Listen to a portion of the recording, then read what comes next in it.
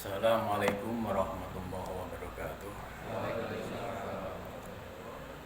Alhamdulillahirabbil alamin wa bihi nasta'in ala umuri dunya waddin wassalatu wassalamu ala asyrofil anbiya'i wal mursalin wa ala alihi wa sahbihi ajmain, amma ba'du. Yang saya hormati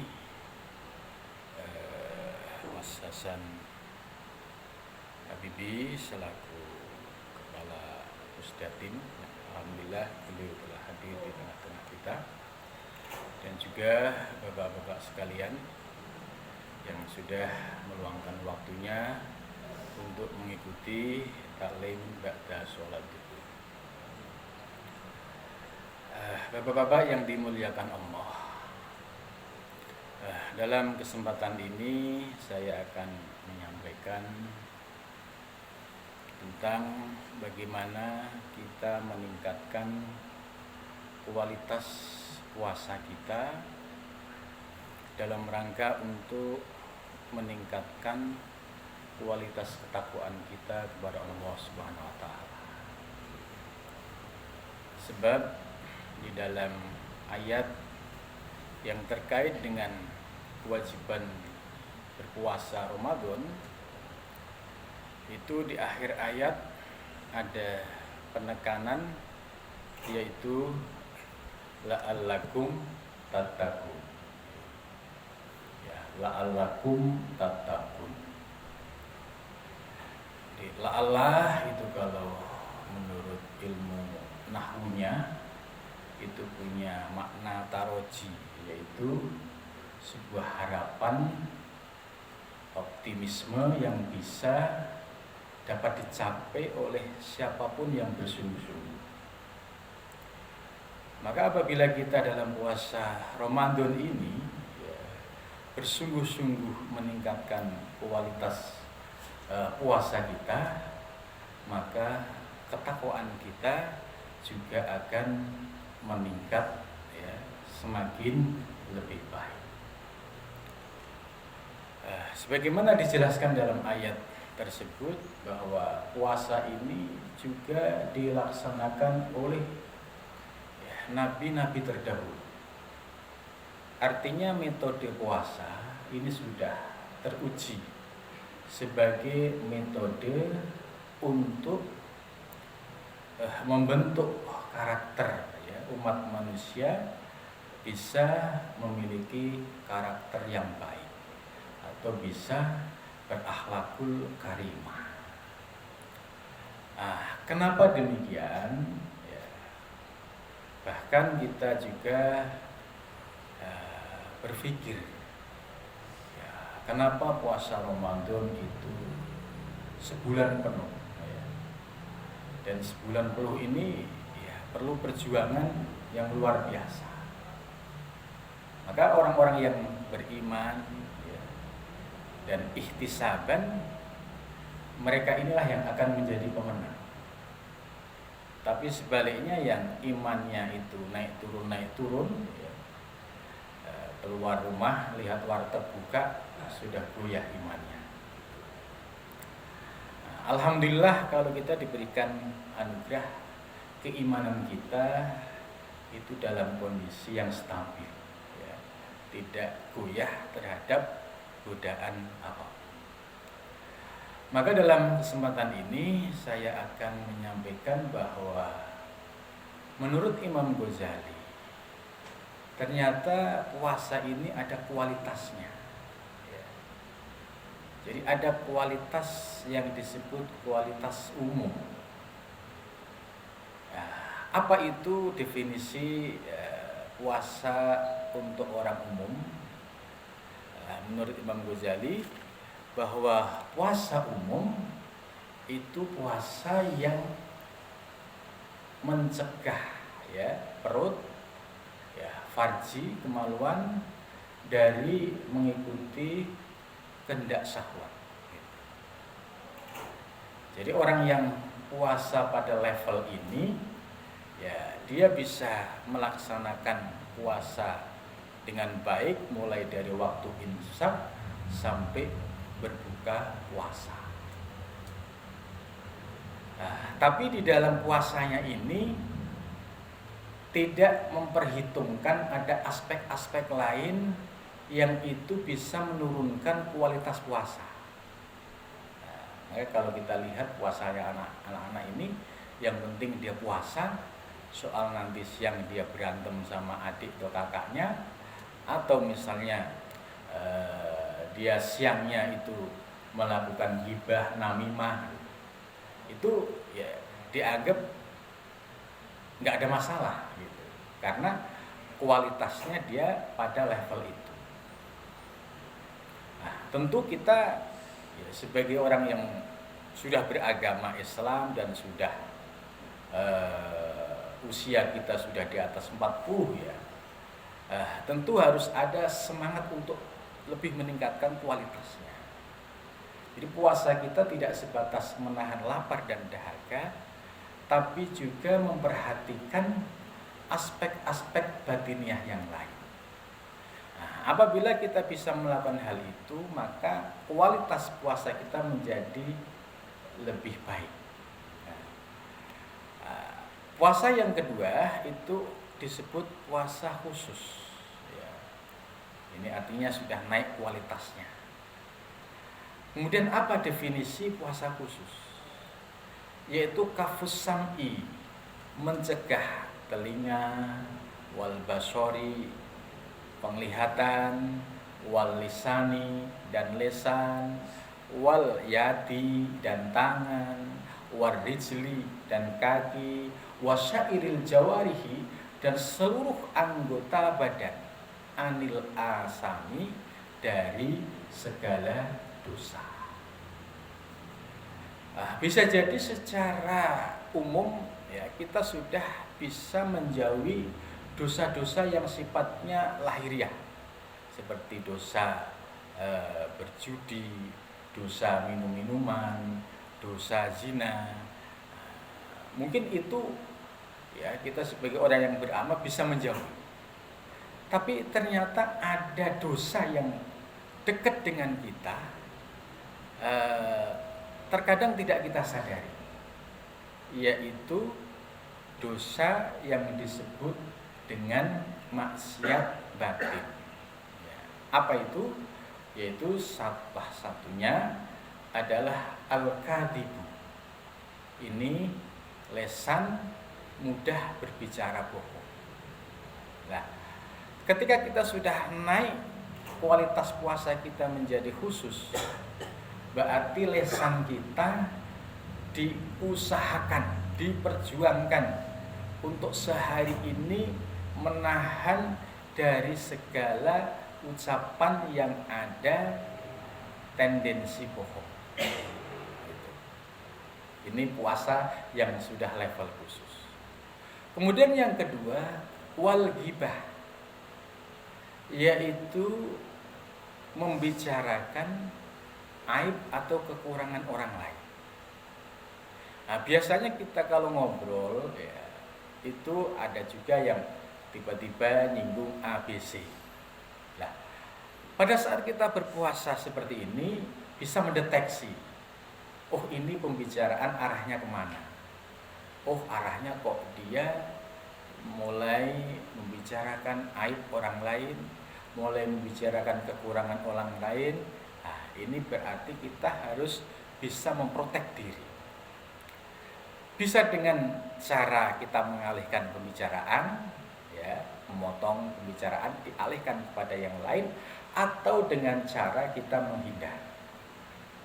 Nah, yang tidak diperbolehkan itu dia diam, cuma menikmati, mendengarkan. Nah, ini oleh Imam Ghazali, walaupun dia diam, kemudian menikmati obrolan itu termasuk bagian juga dari orang yang ghibah. Jadi ghibah ini menurut Imam Ghazali ini termasuk dosa-dosa batin yang bisa menurunkan kualitas puasa kita. Kemudian yang ketiga yaitu namimah. Namimah itu ya mengadu domba. Ya istilahnya provokasi. Maka ketika puasa ya kita dengan HP kita itu ya memiliki peranan yang sangat mudah untuk menggelincirkan kita kepada sebuah kemaksiatan, yaitu namimah. Contoh misalnya kita dapat share-sharean berita-berita yang sifatnya hoax, kemudian fitnah, kemudian jelas itu sumbernya tidak ada yang valid. Nah, ini kita sudah bisa mulai menahan. Ini berita bohong, ini fitnah. Kalau kita share, kalau ada orang yang terpengaruh, kita kena dosa jariah. Ya, karena itu dengan puasa ini ya kita mulai berlatih ya menahan tangan kita, menahan lisan kita dari segala sesuatu yang dapat menimbulkan dosa ini. Ya.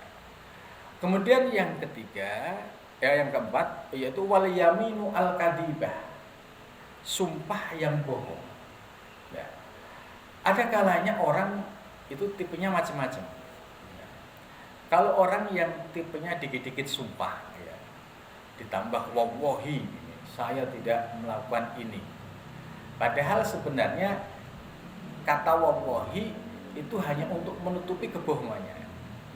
Maka kalau ada orang berpuasa mengucapkan sumpah tapi sumpah bohong, ini berarti ya menurunkan kualitas puasanya. Lah, ketika kita melakukan hal-hal yang menurut ukuran puasa khusus ini mengurangi kualitas, apakah lantas kita harus berbuka gitu? Misalnya tadi saya gibah ngerasain orang, berarti batal dong. Nah, ini harus dipahami secara utuh. Sekalipun kita terpleset pada gibah, bukan berarti kemudian kita membatalkan puasa. Ya, tetap puasa kita diselesaikan sampai maghrib, hanya saja bedanya di kualitas. Nah, sebab bagi orang yang memahami ilmu seperti ini sepotong-sepotong gitu, karena dia merasa dosa ghibah, menurut hadis Nabi ini membatalkan puasa, akhirnya dia membatalkan diri. Ketika ditanya kenapa batal, saya tadi ngerasain orang gitu. Nah, caranya bukan seperti itu prakteknya. Tetap puasa diselesaikan sampai maghrib, sekalipun ya levelnya puasa umum, tetapi di hadapan Allah tetap ada perhitungannya gitu. Yang tidak boleh tadi kalau berkaitan dengan puasa batin, ketika itu dilakukan ya menurunkan kualitas puasanya saja. Kemudian yang kelima, wan nadharu bisyahwah, yaitu memandang dengan syahwat gitu. Karena itu ya apabila kita sedang puasa ya, melihat objek yang sekiranya itu bisa memunculkan hawa nafsu, maka lebih baik ditahan, dihindari. Sekalipun ada pandangan yang rahmat, cuma pandangan yang rahmat ini sekian detik dan itu tidak ada keterlibatan hawa nafsu, maka sebagai langkah hati-hati ya, ketika ada sebuah objek yang itu berpotensi mengundang hawa nafsu, lebih baik kita hindari supaya kita aman dari maksiat batin. Yang kelima yaitu an-nadharu bisahwah. Tentu 5 hal tadi ya itu berdasarkan dari hadis Nabi yang berbunyi khamsun yufattirna as-shaima al-kadhibu wal ghibatu wan namimatu wal yaminu kadhibah wan nadharu bisahwah. Jadi ada 5 hal yang dapat membatalkan puasa, yaitu pertama bohong, kedua ghibah, ketiga namimah, keempat sumpah yang bohong, dan kelima memandang objek dengan syahwat gitu.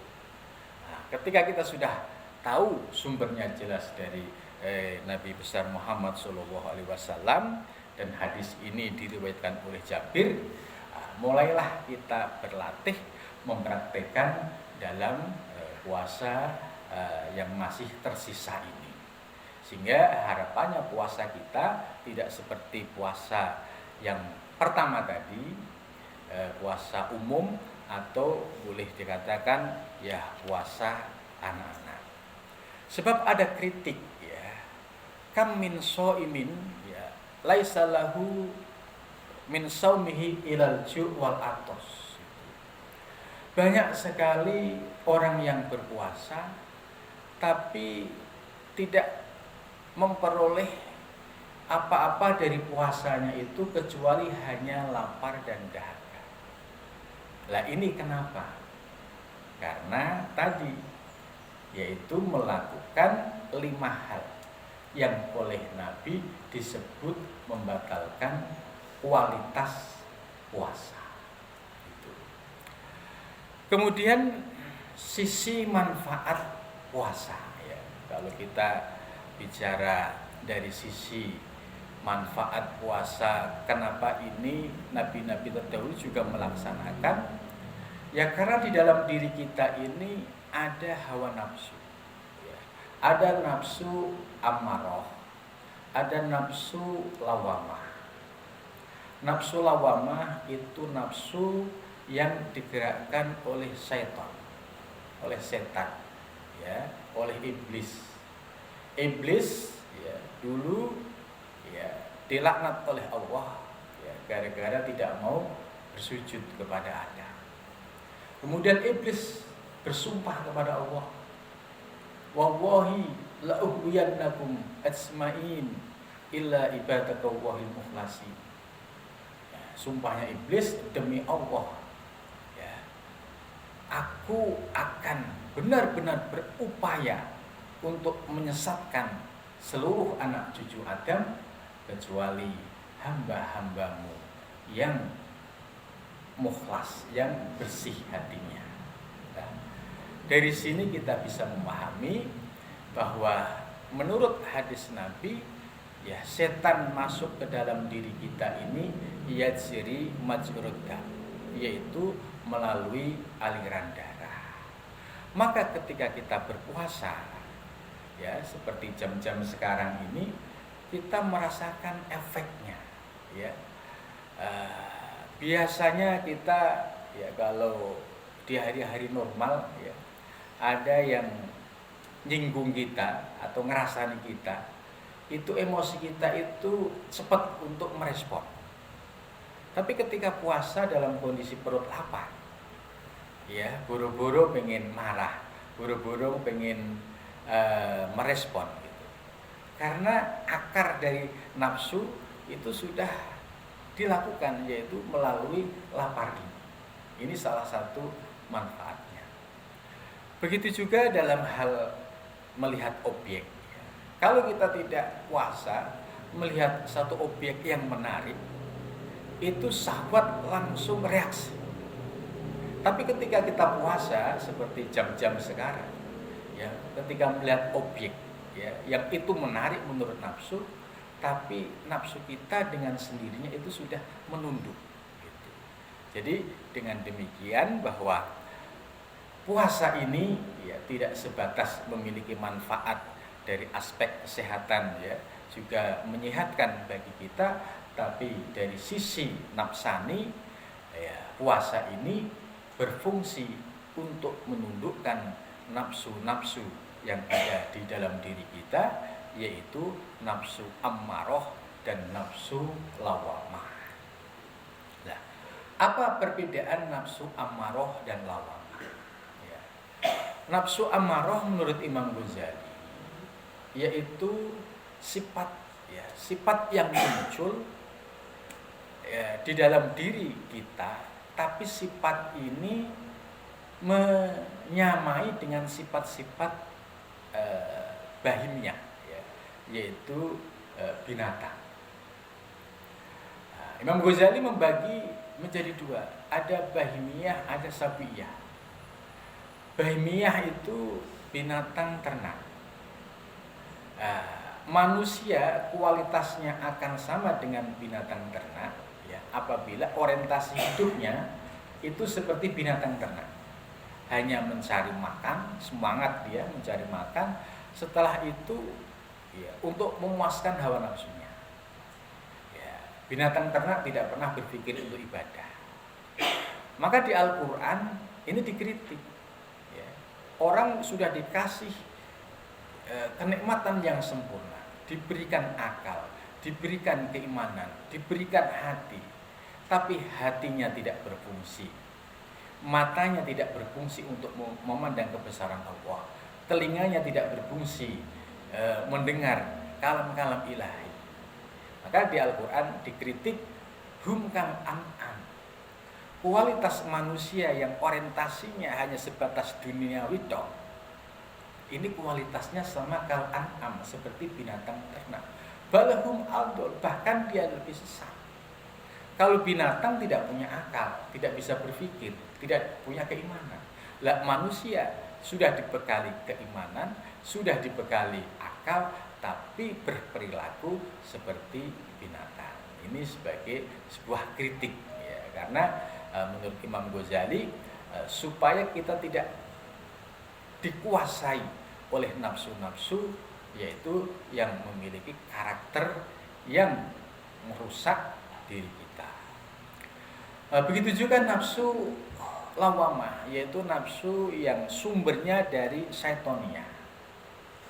Ini juga selalu datang silih berganti membisiki diri kita. Contohnya ya, seperti riya. Ya, riya ini refleks. Kita mau sholat pasti datang, kita mau ibadah pasti datang, kita mau melakukan kebaikan pasti datang. Nah, maka tugas kita bagaimana meredam riya, tidak sampai menjadi atau mengalahkan tujuan ibadah kita. Tujuan ibadah kita semata-mata karena Allah. Ya, riya ini virusnya. Maka supaya kita bisa mencapai keikhlasan, apapun yang dapat menimbulkan riya, tugas kita adalah meredam, menahan.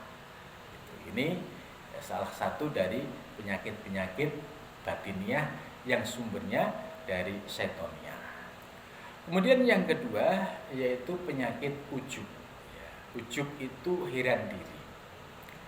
Kenapa orang sering heran terhadap dirinya sendiri?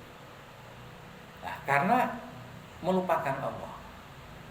Kalau dia ingat ya, Allah ya, bahwa sehat walafiat ini nikmat karunia dari Allah, sehat keimanan kita juga dari Allah. Nah, maka apabila kita dapat melaksanakan ibadah, sholat dengan baik, puasa dengan baik, tarawih dengan baik, ya seharusnya disyukuri ini sebagai nikmat Allah, bukan melihat ke dalam diri. Nah, orang yang bisa ujub itu ketika lupa sama Allah, kemudian yang dilihat hanya dirinya. Wah, saya hebat ya.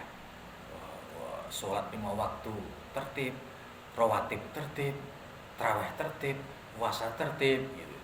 Akhirnya, wah saya lebih baik daripada dia. Nah, ini muncul ujub. Nah, kenapa ujub ini dilarang? Karena selangkah lagi akan tumbuh penyakit yang namanya kibir, sombong. Kalau sudah sombong, runtuh amal ibadahnya. Akhirnya merendahkan yang lain. Akhirnya merasa paling hebat sendiri. Nah, ini tanda-tanda orang yang sedang dikuasai oleh nafsu lawamah. Nah, mudah-mudahan ya puasa kita yang sudah hampir separuh ini ya, mudah-mudahan sisanya kita dapat meningkatkan kualitasnya. Insya Allah apabila kita bisa menjaga kualitas sebagaimana yang disebutkan oleh hadis Nabi tadi, yaitu dari aspek batinnya, insya Allah akan semakin baik dan kualitas puasanya juga meningkat dari umum menjadi khusus. Dan dampak berikutnya pasca Ramadan pasti akan muncul yaitu kebaikan atau akhlakul karimah. Mudah-mudahan ya puasa kita, ibadah kita di bulan Ramadan ini diberikan kekuatan oleh Allah lahir dan batin, sehingga kita dapat menjalankan dengan baik dan mudah-mudahan diterima oleh Allah Subhanahu wa taala. Ya, dipersilahkan barangkali ada yang ingin bertanya.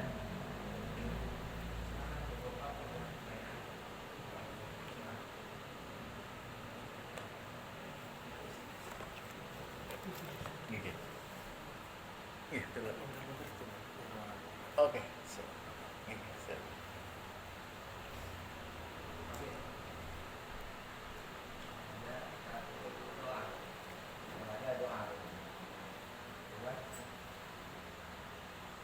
Cukup? Mau tanya aja berat. Ya, alhamdulillah, mudah-mudahan kita diberikan kekuatan lahir batin. Ya. Bismillahirrahmanirrahim. Alhamdulillahirabbil alamin. Hamdan yafi ni'matahu fi majidah. Ya Rabbana lakal hamdu kama yanbaghi li jalali wajhika wa li sultanik. Allahumma shalli ala sayyidina Muhammad salatan tunjina biha min jami'il ahwali wal afat wa taqdilana biha jami'al hajat wa tukhirna biha min jami'i sayyi'at wa tarfa'una bi innaka 'ala darajat wa tuballigh bi asrul min jami'il hajat bil hayati abadan mamat. Allahumma inna nas'aluka salamatan fid din wa afatan fil jasad wa jatan fil ilmi wa barakatan fil rizqi wa taubatan qabla al maut wa rahmatan indal maut wa maghfiratan ba'dal maut. Allahumma hawwin alaina fi syakaratil maut wa najatan minan wala fa'inal hisab. Rabbana dhalamna anfusana wa illam taghfir lana wa tarhamna lanakunanna minal khasirin. Rabbana la tuzigh qulubana ba'da idh hadaytana wa hab lana min ladunka rahmatan innaka antal wahhab. Rabbana atina fid dunya hasanah wa fil akhirati hasanah wa qina adzabannar. Wa sallallahu alaihi wasallam. Alhamdulillahirabbil alamin. Terima kasih. Assalamualaikum warahmatullahi wabarakatuh.